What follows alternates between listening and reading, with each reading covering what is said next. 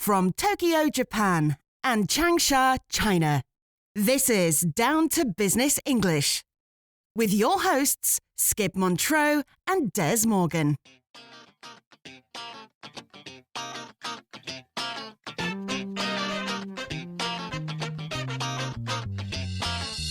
How goes it, Skip? Oh, not so bad, Dez. How goes it with yourself? Fairly well. Not too much to report from my end, although I have been trying to lead a bit more of a healthy lifestyle recently. Oh, great. What does that entail? Eating more fruit and vegetables? Getting more exercise, that type of thing? Exactly. So what are you doing? Jogging before breakfast every morning? Well, that's a bit extreme, but I have been cycling more. Well, still, that's very impressive, Des. Good for you. I wish I could get myself organized enough to incorporate some regular exercise into my routine. Speaking of jogging, I recently read an article about a very unusual half marathon that took place in Beijing in April. Half marathons are quite common. But this was not just any half marathon. Okay, I'll bite. What was so special about this half marathon? Well, not all of the participants were human. Some were humanoid robots. No way. You mean like C-3PO from Star Wars? Yeah, just like C-3PO, yes. It was the world's very first half marathon that included both humans and humanoid robots as participants. You know, that sounds kind of dangerous. I mean, what if one of those robots malfunctioned mid-race? It feels a little too close to the beginning of a Terminator movie, if you ask me. Luckily, no Skynet-level meltdowns this time, but I do get your concern. However, these weren't autonomous Terminators. The robots were controlled by people, but they did have to get around the whole course under their own power. And who won? The robots or the humans? The humans, of course. But it's important to point out that it wasn't actually a competitive race. Oh, no? According to the BBC, it was a demonstration event held during the Beijing Half Marathon. 21 humanoid robots designed and built by Chinese manufacturers ran alongside tens of thousands of human participants. Many of the robots couldn't finish, but the winning robot did finish in 2 hours and 40 minutes. The fastest men's time was 1 hour and 2 minutes. That's impressive for a machine. 2 hours and 40 minutes. It's not elite, but it's not a slow jog either. Still, it's a powerful symbol of how the race to build humanoid robots is heating up. Not just technologically, but as a rapidly emerging global business sector. Sounds like we're entering a new age of robotics.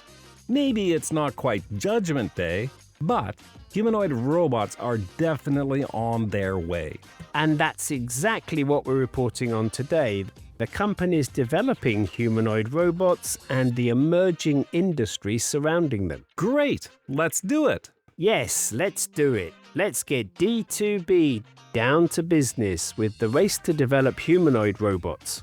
Which companies are in this race and who is in the lead?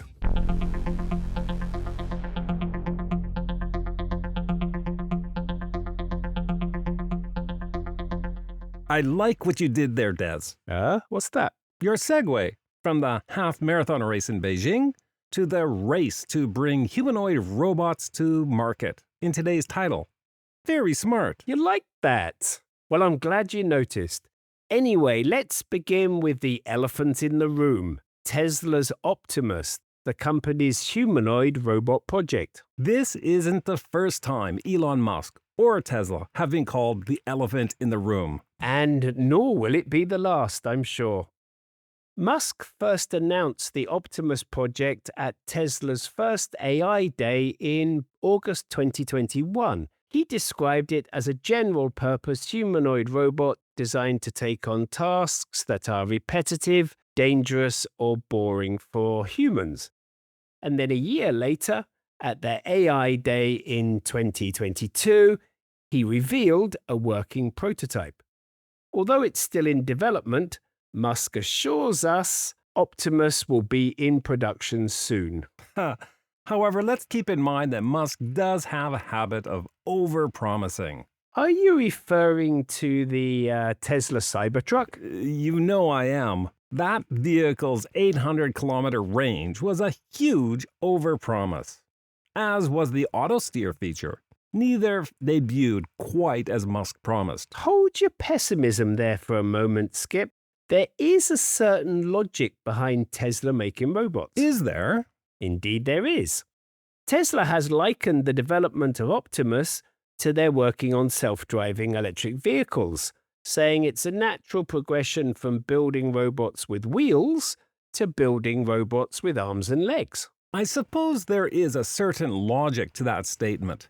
I assume that Optimus will have access to Musk's Grok AI, which will no doubt be used in its operating system. And I know that Tesla has been working extensively on the sensors needed for their autonomous vehicles in its robotaxi project. Exactly. That AI and those advanced sensors will be needed for any humanoid robot to be able to move around autonomously. But currently, you said Optimus is still in the development stage. Correct. What kind of tasks is it expected to be able to perform when it's eventually released into the world? According to Musk, Optimus will be used for a wide range of tasks, everything from handling materials and doing repetitive tasks in factories to helping out around the house. You know, making dinner, washing the dishes, mowing the lawn, those kind of things. That would be super convenient to have a robotic helper around the house. Well, we will have to see if Optimus can live up to the promise. Yes, we will. So, that's Tesla's Optimus project. Who else is in this race? There are indeed quite a few runners on the track. Estimates suggest around 50 companies worldwide are developing fully humanoid robots. Fully humanoid, with both arms and legs. Yes, and if you include robots with just arms, but move around on wheels, that number nearly doubles. Wow, 100 companies. Are there any of these humanoid robots in use today? For the truly humanoid robots with arms and legs, we're getting close. In fact, there are some companies who are starting to adopt them. For example, BMW is testing humanoid robots from third-party developers at one of its US factories. And Hyundai has ordered tens of thousands of units from Boston Dynamics, a robotic company it acquired an 80% stake of back in 2021. I can see why car makers would find humanoid robots appealing. Once in operation, robots can work on an assembly line around the clock. No lunch breaks, no health insurance. I'm sure labor unions are not happy about this. No doubt about that. Tell us more about this company Hyundai invested in, Boston Dynamics. Boston Dynamics is one of the most established firms in the robotics sector, having been founded in 1992. They launched their first humanoid robot back in 2013. That robot has since evolved into their Atlas model, which they introduced in 2021. Atlas? Cool name. It is. Atlas is capable of running, jumping, dancing, and even performing impressive parkour moves. Parkour? You mean that sport where people run, jump, and climb over walls and other obstacles in city spaces? That's it. But Boston Dynamics' most recent robot model, Stretch, is not a humanoid robot. It's a boxy wheeled machine designed for warehouse and logistics tasks. The company hasn't published a price tag yet, though. Would that be the model Hyundai has on order? It would. Toyota and SoftBank are also big in the robotics sector. SoftBank shipped 25,000 units of its social robot Pepper before it was discontinued in 2021. Oh, I am very familiar with Pepper.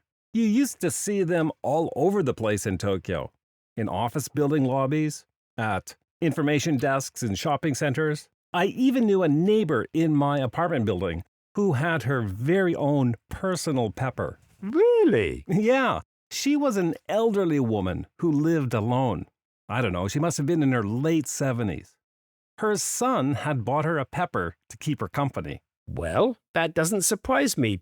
Pepper was designed to interact with humans, to recognize different facial expressions, and to respond with appropriate gestures and speech.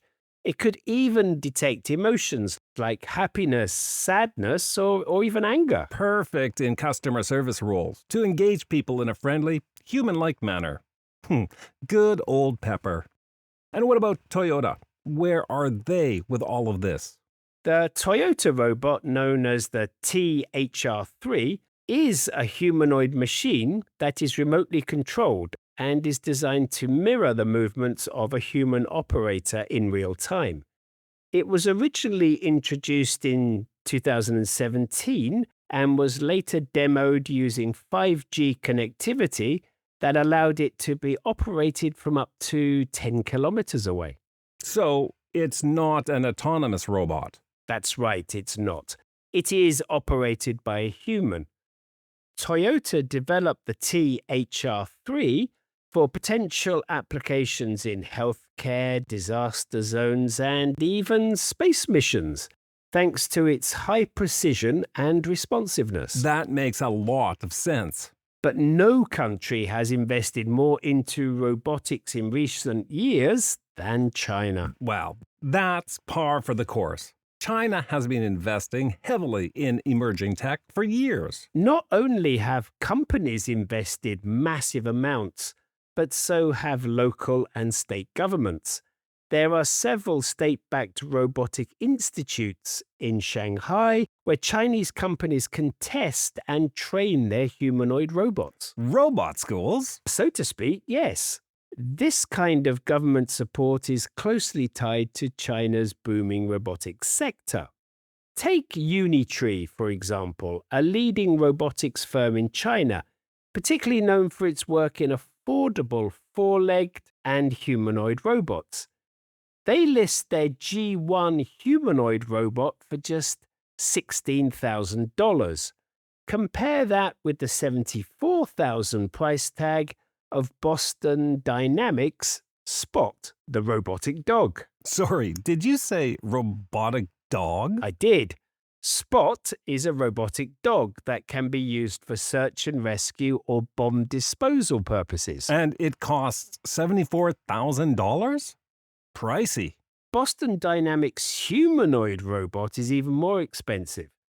As I earlier mentioned, they haven't announced the price yet, but it's estimated to be over $300,000. Wow, that is a huge difference in price between Unitree and Boston Dynamics.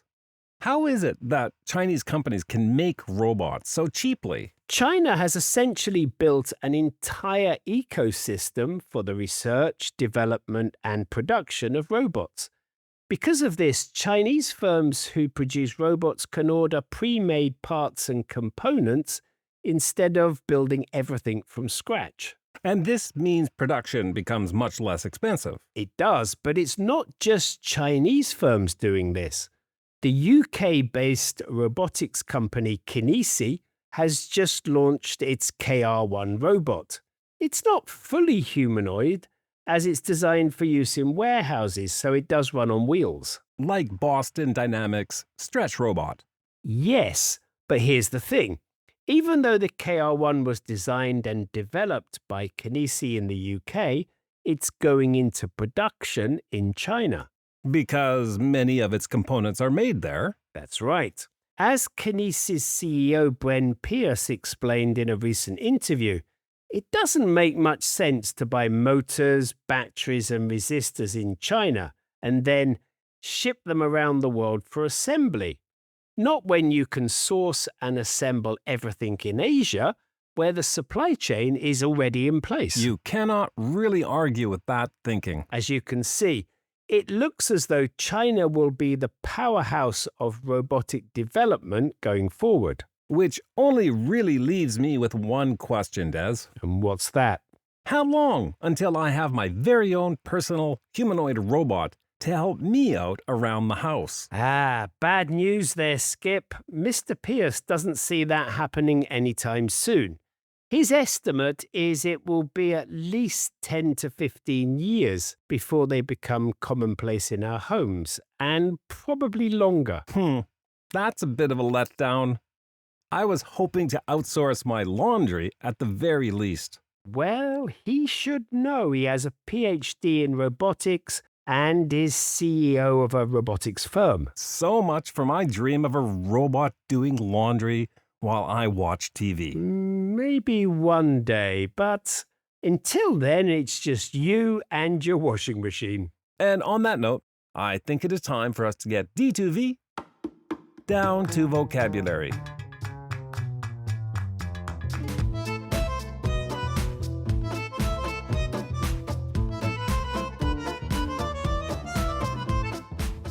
I will kick D2V off today with the idiomatic expression, I will bite, or just, I'll bite.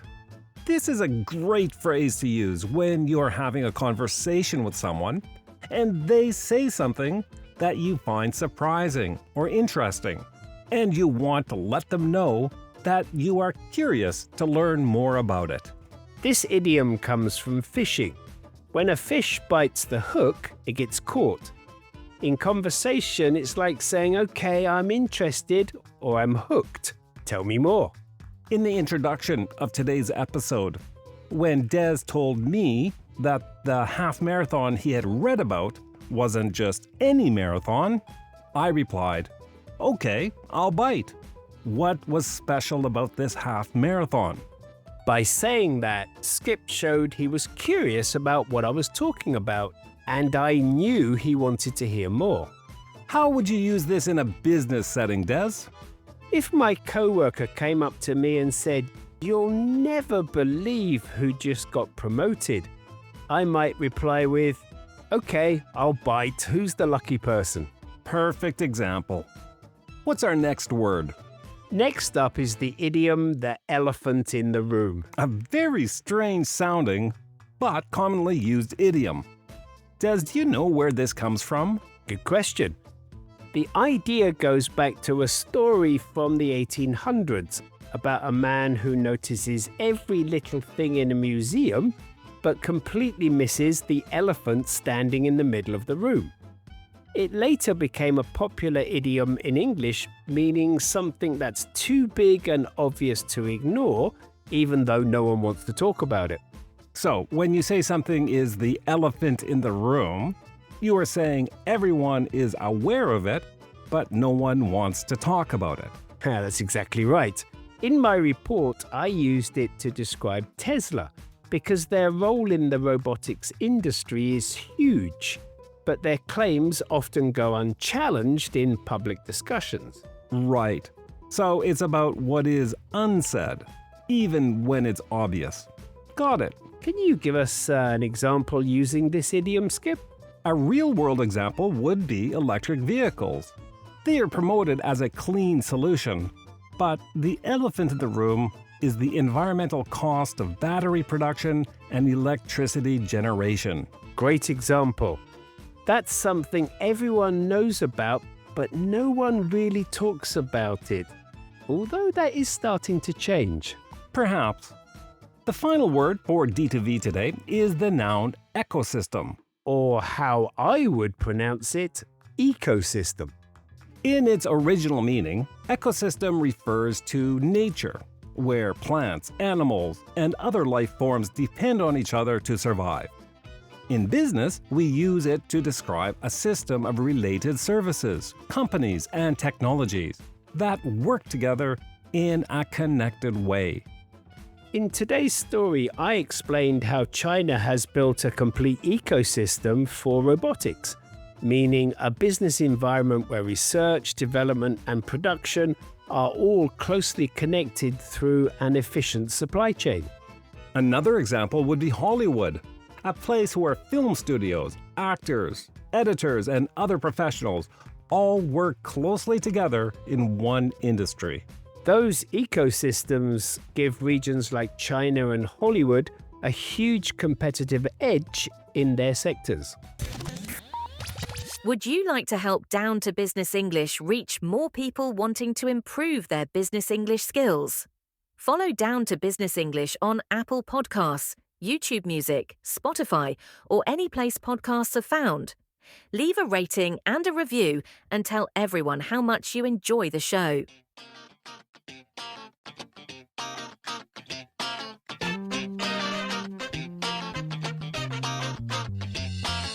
Great vocabulary today, Dez. And thanks again for that fascinating report on the humanoid robotic industry. My pleasure, Skip. It's a topic that's only going to become more relevant in the years ahead. D2B members and Apple Podcast subscribers, the bonus Down to Vocabulary episode for today's report will be available very soon. We'll be discussing 5 additional vocabulary items that appeared in today's episode, all of which are useful for discussing technology and business strategy. Those words and phrases are to be autonomous, an overpromise, to mirror, to be par for the course, and to do something from scratch. So, D2B members, be sure you have copied the URL for your members-only podcast feed from your account page on the D2B website and have pasted it into your podcast app so that you don't miss out on that bonus D2V. Apple Podcast subscribers, you don't need to do anything. The bonus D2V episode will appear automatically in your podcast feed as soon as it's published. And if you are not yet a D2B member or Apple Podcast subscriber, but find Down to Business English helpful for your business English studies, do consider supporting the show. You'll gain access to all our bonus vocabulary episodes, member-only episodes, our interactive audio scripts, along with the complete library of PDF audio scripts. To become a D2B member, just visit d2benglish.com/membership and sign up. That's D, the number 2, B, English.com/membership. And if you prefer subscribing through Apple Podcasts, simply open the Down to Business English show page in the Apple Podcasts app and then click subscribe. Thanks for listening, everyone. See you next time. Bye-bye. Down to Business English. Business news to improve your business English.